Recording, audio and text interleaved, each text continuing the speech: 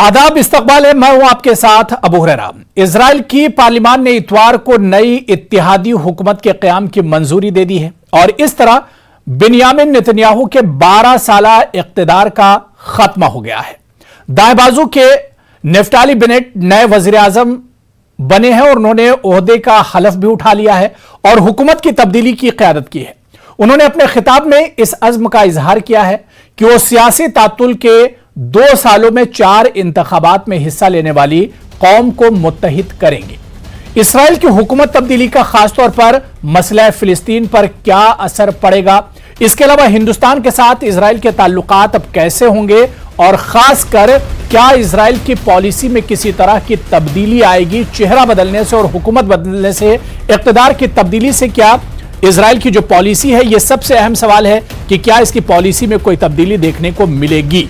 आज इसी को हम समझने की कोशिश करेंगे और एक अहम सवाल यह भी हो जाता है कि अरब ममालिक से किस तरह के ताल्लुकात होंगे इसराइल के।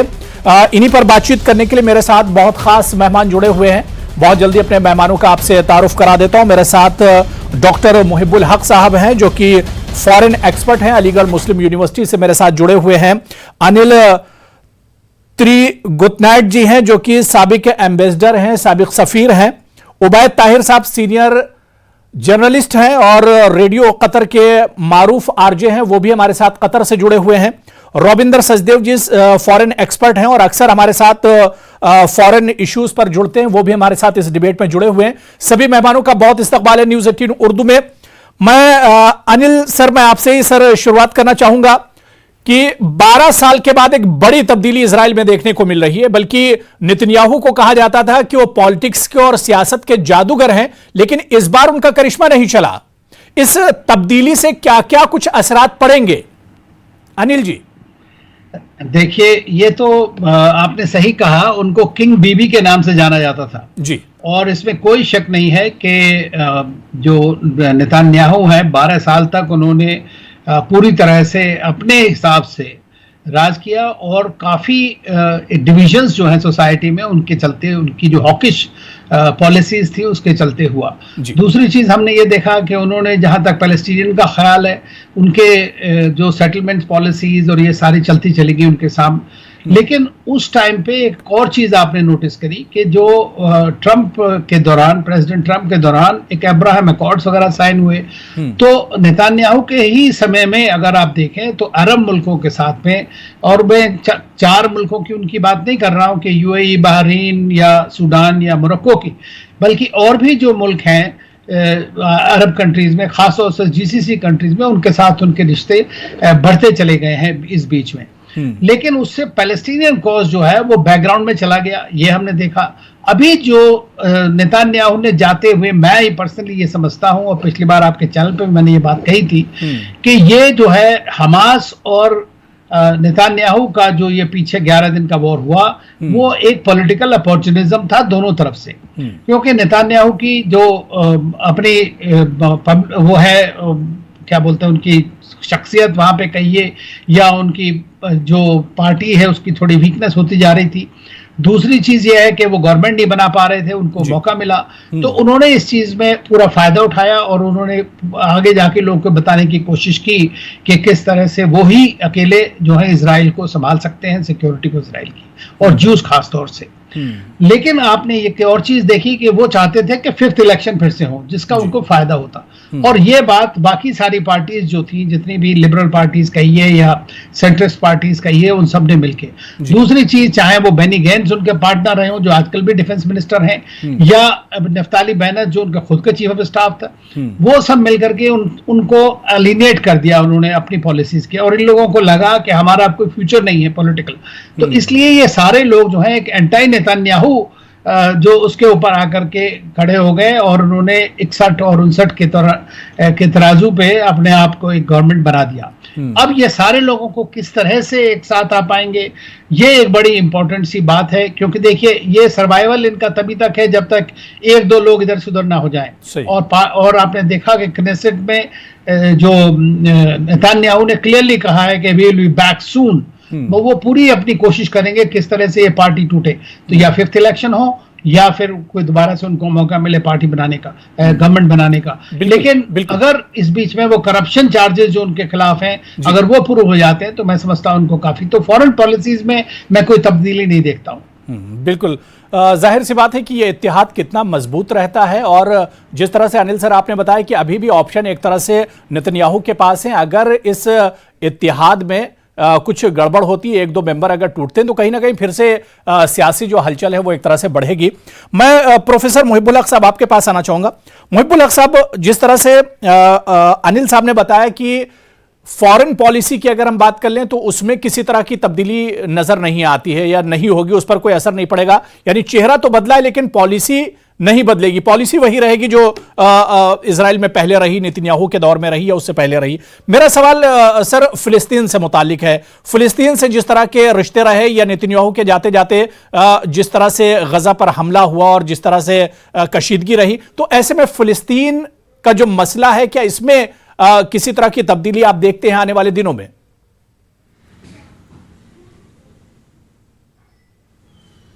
देखिए, सबसे पहली बात यह है कि ये जो नफ्ताली हैं ये खुद राइट विंगर हैं और बहुत प्राउडली कहते हैं कि मैं राइटिस्ट हूं। बल्कि एक स्टेटमेंट में उन्होंने यहां तक कहा कि मैं नेतन्याहू से बड़ा राइटिस्ट हूं, लेकिन मैं हेट को या पोलराइजेशन को अपने पॉलिटिकल करियर के लिए यूज नहीं करता। तो इस बात का एतराफ तो वो खुद कर रहे हैं कि वो राइटिस्ट हैं। नंबर 2, अगर आप देखेंगे जो एक मिथिकल बिब्लिकल लैंड का जो तस्वुर है फलस्तीन जिसमें शामिल है, उस पर वो पूरा यकीन रखते हैं और वो ये कहते हैं कि इजराइल की हुकूमत ने या इजरायली स्टेट ने जो क्लेम है हमारा बिब्लिकल लैंड पे, उस क्लेम को छोड़ दिया है। ये खुद एक राइटिस्ट रिलीजियस बैकग्राउंड से आते हैं और उसको सपोर्ट करते हैं। तो ऐसी हालत में जाहिर सी बात है कि पैलेस्टाइन के तीसरी अहम बात कि वो पैलेस्टाइन के नेशनहुड को शुरू से अपोज करते रहे हैं। जब से अगर आप उनका पॉलिटिकल करियर देखें तो वो पैलेस्टाइन को कभी भी इंडिपेंडेंट नेशन स्टेट की हैसियत से रिकॉग्नाइज करने के लिए या उसकी शुरुआत को भी किसी सूरत से भी तस्लीम करने के लिए तैयार नहीं है। चौथी जो सबसे अहम बात है, सिर्फ एक बात देखने में आती है कि गजा पे उन्होंने कभी भी इजराइल के क्लेम की बात नहीं कही है। सिर्फ एक सिग्निफिकेंट चेंज है जी। लेकिन बहरहाल जो यरूशलेम वगैरह का इलाका है, इस यरूशलेम में उसमें एनेक्सेशन को, एक्सपेंशन ऑफ टेरिटरी को, उस पर पूरा यकीन रखते हैं। तो मैं ये समझता हूं कि पैलेस्टाइन के लिए सेटबैक उसी तरह है जिस तरह से नेतन्याहू थे, दोनों में कोई खास तब्दीली नहीं है, यानी सिर्फ चेहरा बदल गया है, पॉलिसीज वही रहेंगी फलस्तीन के लिए बतौर खास। बिल्कुल, यानी चेहरा बदला है लेकिन पॉलिसी बदलना बहुत मुश्किल लग रहा है, उसमें किसी तरह की तब्दीली शायद ना हो। मैं रविंदर सचदेव जी आपके पास आना चाहूँगा। सर, हिंदुस्तान से अगर इजराइल के ताल्लुकात की बात की जाए तो 50-50 एक तरह से ताल्लुकात रहे। अब वहाँ पर गवर्नमेंट में एक बदलाव आया है, चेहरा भी बदला है, हुकूमत भी बदली है, तो ऐसे में क्या लग रहा है कि हिंदुस्तान से ताल्लुकात क्या कुछ होंगे, इंडिया से रिलेशन कैसे होंगे?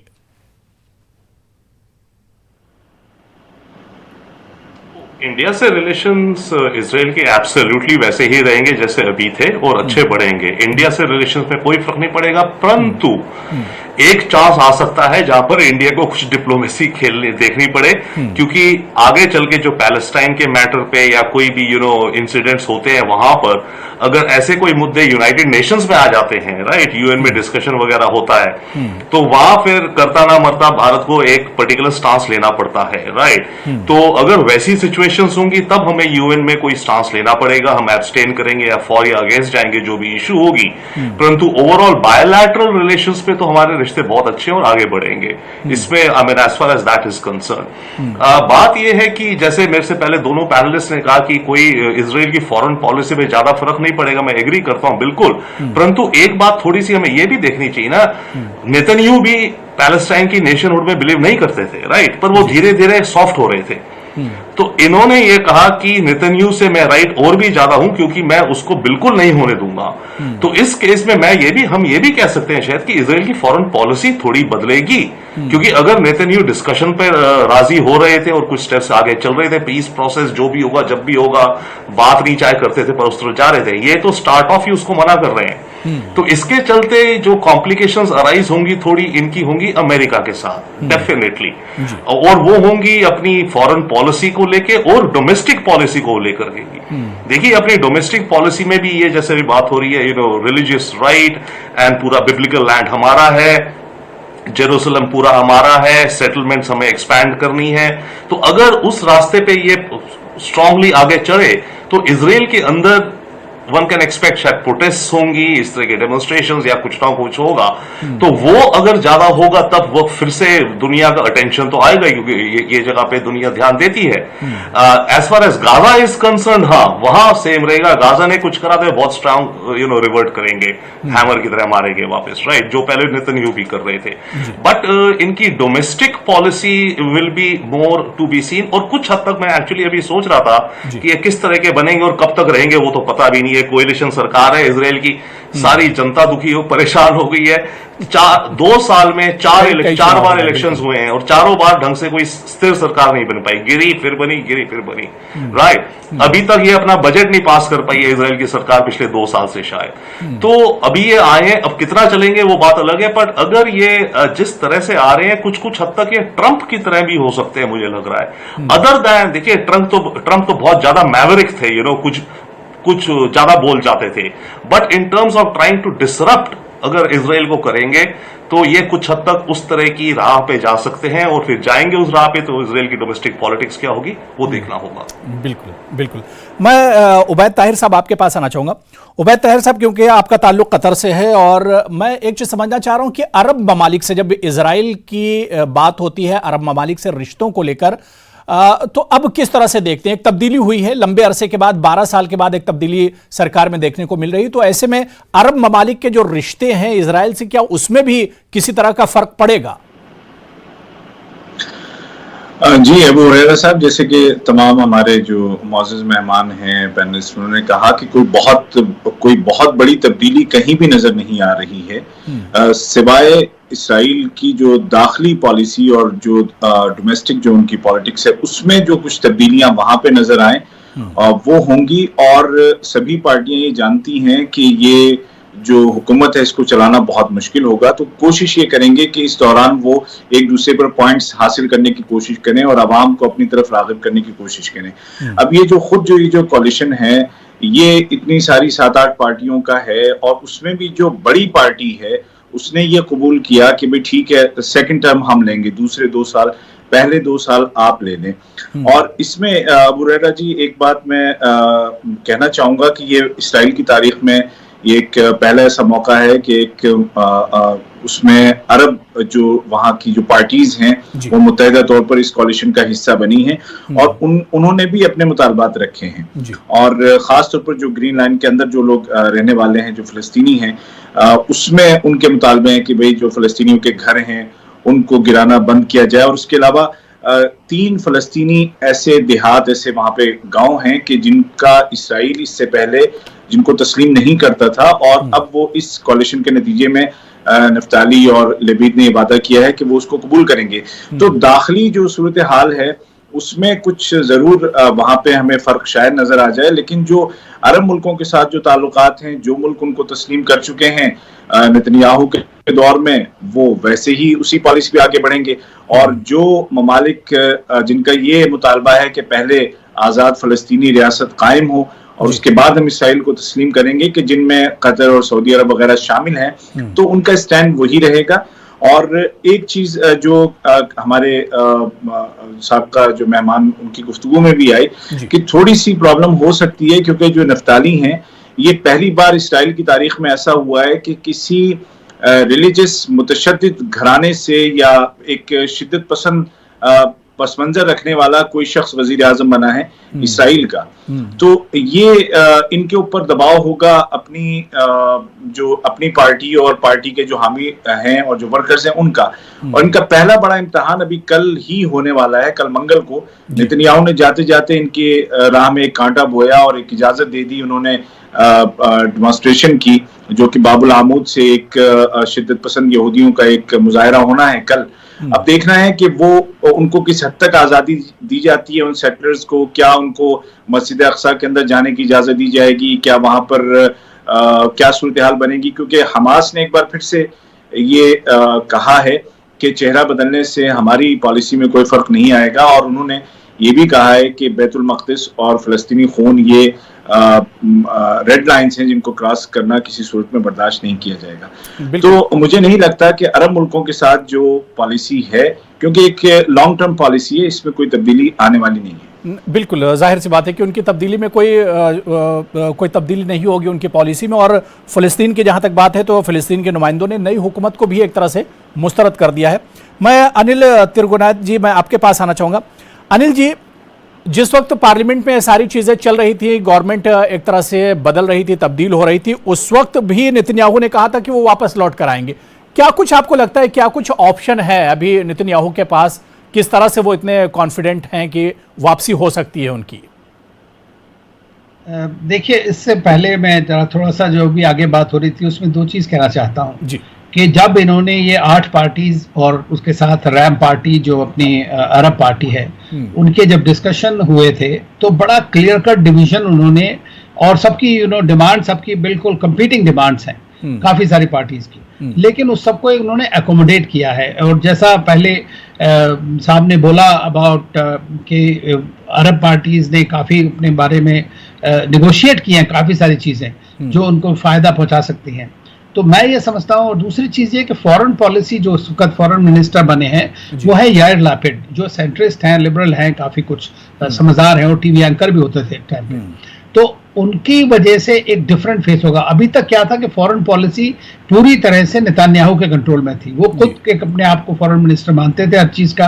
तो ये एक बड़ा फर्क आएगा। तो जहां तक मुझे लगता है कि डोमेस्टिक पॉलिसीज में नफ्ताली बेनेट जो है पूरा अपना काम दिखाएंगे, और जहां तक एक सॉफ्ट फेस की बात आएगी तो यार लैपिड जो है वो बाहर निकलेंगे उसमें।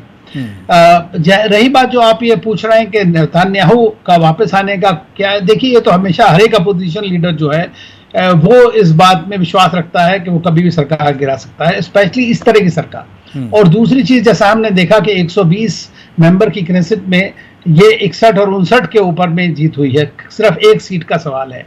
तो अभी ये कभी पता नहीं लगता कि किस इश्यू के ऊपर कोई भी एक या दो मेंबर्स जो हैं किसी और पार्टी से निकल करके वो चले जाएं। और कल को मान लीजिए कि जैसे अभी बताया कि कल एक बड़ा टेस्ट होने वाला है, होपफुली झगड़ा ना हो, ये फ्लैग मार्च करने वाले हैं राइटिस्ट और उनके मेंबर्स ऑफ पार्लियामेंट वगैरह जो जाने वाले हैं, अगर वो ना हो, क्योंकि हमास ने भी कहा कि अगर ये हुआ तो वो फिर से ये पीस जो सीज फायर है वो टूट जाएगी। तो मेरा मानना ये है कि अगर ये किसी तरह से कंट्रोल कर पाते हैं उस बात को, क्योंकि अभी ये बड़ा टेनुअस है पूरा सिस्टम, तो जब तक ये लोग ग्रिप नहीं लेते पूरी तरह से, काम नहीं करते साथ मिलकर के, तब तक पता नहीं। लेकिन क्योंकि इनको सिर्फ एक ही है कि किसी तरह से भी अभी नेतन्याहू वापस ना आ पाए, और उसके बाद उनकी कोशिश अब यही रहेगी। अभी सबसे पहला जो बड़ा चैलेंज यही कि किस तरह से गवर्नमेंट को चलाया जाए और इस गवर्नमेंट को कम से कम मजबूत बनाया जाए, क्योंकि पिछले 2 सालों में 4 इंतखाबात हुए हैं। यही सबसे बड़ा चैलेंज है कि एक मजबूत सरकार देना है इजराइल के अवाम को। मैं प्रोफेसर मुहिबुल हक साहब आपके पास आऊंगा।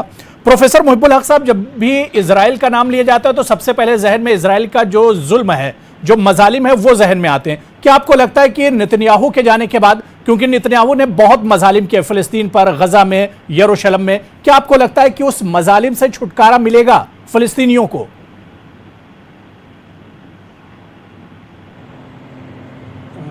देखिए, ये इजराइल को अगर आप देखें तो आपको सबसे पहले किसी स्टेट का पूरा डीएनए समझना होता है।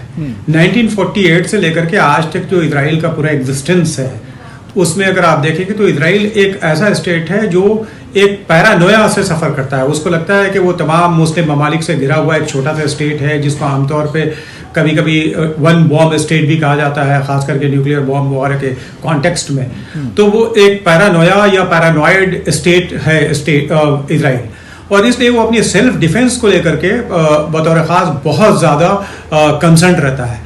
और रिटेलिएशन भी अगर आप देखेंगे, चूंकि वॉर्स वो अरबों के मुकाबले में जीत चुका है, तो रिटेलिएशन जो होता है उसका वो बहुत स्ट्रांग होता है। जहाँ तक इसका ताल्लुक है कि जुल्म ज़्यादती नहीं होगी, ये कहना बिल्कुल मैं समझता हूँ कि ये खाम ख्याली होगी। चूँकि ये अलग बात है कि नेतन्याहू जैसे अगर उनको इंटरनल कोई क्राइसिस होता था तो हमास के रॉकेट फायर अगर हो गया या इन्होंने कुछ रिटेलिएट करने के लिए मजबूर करते थे। मिसाल के तौर पे उन्होंने बैतुल मुक़द्दस में जाके कुछ ऐसा मामला किया जिसकी वजह से हमास रिटेलिएट करेगा, तो उससे उनकी पॉपुलैरिटी का ग्राफ बढ़ जाता था, पूरी कम्युनिटी, पूरे इजराइल के लोग उनके साथ आ जाते थे। ये वाले जो पोजीशन है ये इनके पास, नफ्ताली के पास इसलिए नहीं है कि इस कोalition में अगर आप देखेंगे 20% जाहिर सी बात है अरब्स भी वहां पे हैं, तो वो जो पार्टी है रायम पार्टी वो भी इसमें शामिल है। और साथ ही साथ ये एक ऐसा कोalition है जिसमें सेंट्रिस्ट भी हैं, जिसमें लेफ्टिस्ट भी हैं, जिसमें सेकुलरिस्ट भी हैं, जिसमें रिलीजियस पार्टीज भी हैं, यानी इनहेरेंट कॉन्ट्रडिक्शंस हैं इसमें। तो ये इनहेरेंट कॉन्ट्रडिक्शन पे ऐसी बात है कि एक बहुत ही स्टेबल स्ट्रॉन्ग गवर्नमेंट जब नहीं होती है तो उस तरह का लग्जरी नहीं होती है कि आप प्रोवोक करें हमास को और हमास हमला करे, उसके बाद से आपकी पॉपुलैरिटी का ग्राफ हाई हो जाए। इस तरह की चीज इनके पास नहीं है।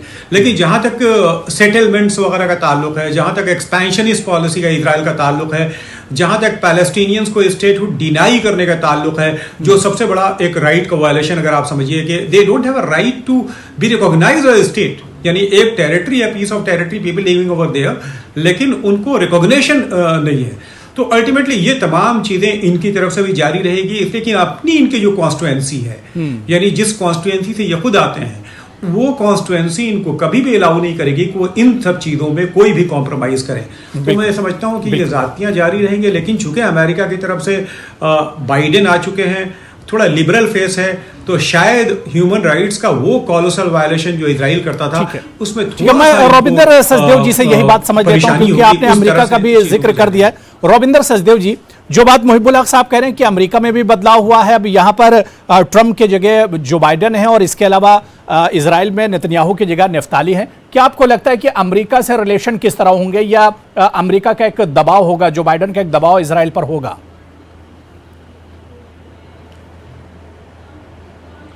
बिल्कुल होगा। अमेरिका से रिलेशंस, इनफैक्ट देखिए अमेरिका की मजबूरी आज की तारीख दुनिया में है कि उसे डेमोक्रेसी और ह्यूमन राइट्स दुनिया भर में बात करनी है, राइट, अपने डोमेस्टिक इश्यूज को लेकर के भी एज वेल एज चाइना को लेकर के भी।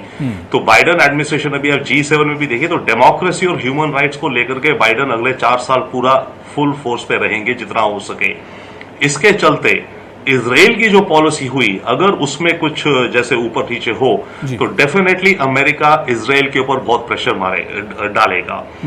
इजराइल काउंटर करना चाहेगा, इजराइल अमेरिका को अपनी तरफ करना चाहेगा, परंतु मेरे ख्याल से बाइडेन एडमिनिस्ट्रेशन बहुत अत्यंत प्रेशर डालेगी इजराइल के ऊपर। इनफैक्ट बाइडेन तो ये चाहेंगे कि इस समय टोटल शांति रहे, क्योंकि उनके फोकस तो और जगहों पे है, राइट। उन्हें अपनी domestic economy, Covid, China, Russia, इन चीजों को सुलटाना है। तो बाइडेन तो ये चाहते हैं इस समय दुनिया में कोई नए हॉटस्पॉट ना बने, ताकि अमेरिकन डिप्लोमेसी का वहां टाइम ना लगे, क्योंकि end of the day leaders के पास टाइम कितना होता है, टाइम इन्हें एलोकेट करना होता है। तो अमेरिका तो ये चाहेगा कि इजराइल कोई मिस एडवेंचर ना करे, और हो सकता है, एंड ऑफ कोर्स ये जो इजराइल की नई लीडरशिप बनी है इन्हें भी पता है, तो हो सकता है शुरू में मेरे ख्याल से ये लोग ज्यादा अपनी डोमेस्टिक फोकस में रहेंगे, जितना ये हो सके करने को। अभी ये जो कल वाली मार्च है उसको शांत पूर्वक तरीके से रोकेंगे या उसको मैनेज करेंगे। उसके अलावा सेटलमेंट्स बढ़ाने की बात तो करते हैं, पर शायद धीरे धीरे करेंगे। तो शुरू के कुछ वक्त ये लोग शायद थोड़ा धीरे चलेंगे, नफ्ताली की एडमिनिस्ट्रेशन, परंतु कहीं ना कहीं जाके इनका अमेरिका के साथ कॉन्फ्लिक्ट अवश्य होना है। क्योंकि देखिए अमेरिका अगर पीस प्रोसेस पूरा बना रहा है, ट्रंप ने जो बनाया वो छोड़िए, जो जैरेड ने जो एब्राहमिक अकॉर्ड कराए, उनका तो ये था कि इजराइल की दोस्ती अच्छी हो जाए अरब एमिरेट से और दूसरे देशों से, ताकि एक बहुत बड़ा इकोनॉमिक जोन सा बन जाए, या गाजा में या वेस्ट बैंक में इतने बड़े इकोनॉमिक एरियाज हो, इतनी इन्वेस्टमेंट्स आए, सब इकोनॉमी बढ़ेगी तो लोकल्स भी जुड़ते जाएंगे। पर वो मिस्टेक उसमें अलग थी। तो बाइडेन एडमिनिस्ट्रेशन तो इस समय वो तो टू नेशन पे और नेशनहुड पे बिलीव करती है अमेरिका और दुनिया पूरा की होना चाहिए। तो अगर, और ये क्लियर कट कह रहे हैं, यानी जो बाइडेन जो सरकार है वो एक तरह से इजराइल को एक तरह से अपने गिरफ्त में रखने की पूरी कोशिश करेगी। मैं वक्त मेरे पास बहुत कम बचा है, उबैद ताहिर साहब मैं आपके पास आना चाहूंगा। उबैद ताहिर साहब, क्योंकि जाहिर सी बात है पूरे डिस्कशन में यही बात हुई कि चेहरा जरूर बदला है लेकिन पॉलिसी बदलना मुमकिन नहीं है, तो पॉलिसी पर कोई असर नहीं पड़ेगा इजराइल की जो पॉलिसी है। मेरा सवाल यह कि क्या फिलिस्तीन के साथ जो रवैया इजराइल का होगा इस पर डिपेंड करेगा कि सऊदी या जो अरब ममालिक हैं उसके रिलेशन इनसे कैसे हों?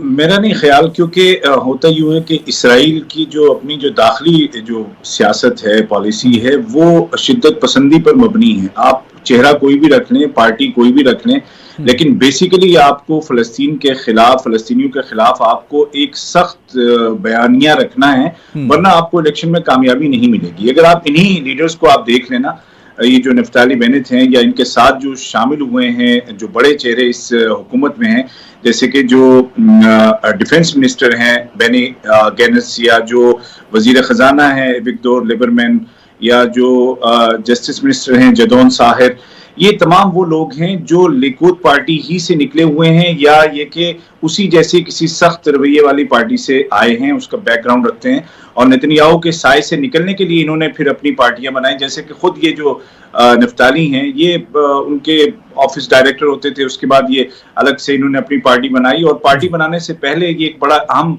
पॉइंट है अबू हुरैरा जी कि नफ्ताली ये समझते हैं कि वेस्ट बैंक में वहां पे जो यहूदी बस्तियां बनाना ये बहुत जरूरी है, और ये हमारा हक है और हम बना के रहेंगे। वहां की 1 इंच भी ये इसके कायल नहीं है कि फलस्तीनियों को दी जाए, और ना ही फलस्तीनी नेशनहुड के कायल हैं। तो अब इसमें जो दाखिली जो पॉलिसी है वो और ज्यादा आगे बढ़ेगी और ज्यादा शिद्दत इख्तियार करेगी, ताकि अगले इलेक्शन के लिए वो अपने आप को इसराइल का सबसे बिल्कुल जाहिर सी बात है कि अब सबसे बड़ा जो चैलेंज है, पॉलिसी पर तो किसी तरह का असर नहीं पड़ेगा, लेकिन जो नई सरकार बनी है इसके लिए सबसे बड़ा चैलेंज यही कि वो अपनी सरकार को मजबूती किस तरह से दे पाते हैं, और ये इत्तेहाद कितने दिनों तक साथ चलता है ये देखना बहुत अहम होगा। बहुत बहुत शुक्रिया उबैद ताहिर साहब मेरे साथ जुड़ने के लिए, अनिल सर, रविंदर सचदेव जी, मुहिबुल हक साहब, सभी का बहुत बहुत शुक्रिया डिबेट में जुड़ने के लिए। आदाब।